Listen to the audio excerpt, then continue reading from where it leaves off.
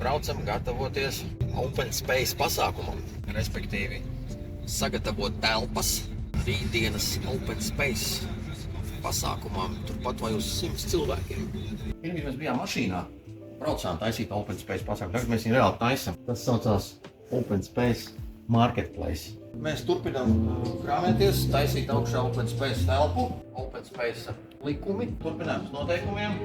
Tātad par to, kad sākums, kad beidzas un galvenais par tām lomām, kuras šeit cilvēki spēlēs, būs tie, kas piedalīsies, līderi, dalībnieki, un tad vēl divas citas lomas, kā Kamene Lapsane un Taurens. Pats galvenais ir divu pēdu likums. Galvenais ir komunikācijas šķērslis efektīvai komunikācijai, tāpēc mūsu formāts, Open Space formāts, ir bez galviem. Šī ir breakout istaba vai mazā istaba, kurā notiks viena no daudzām diskusijām paralēli. Rakstāmiem uz grīdas.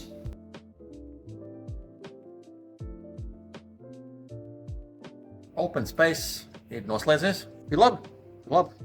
Cilvēkiem patika, man patika, bija daudz diskusiju, ideju, visādi momentu un tā tālāk. Un labākais komentārs, ko pateica viens cilvēks, bija, kad vairāk tāds taisīt vajag. Tāpēc, kad ir iespēja beidzot runāt par reālām problēmām saviem kolēģiem, kas ikdienā nesanāk. Lūk, Open Space ļauj to darīt.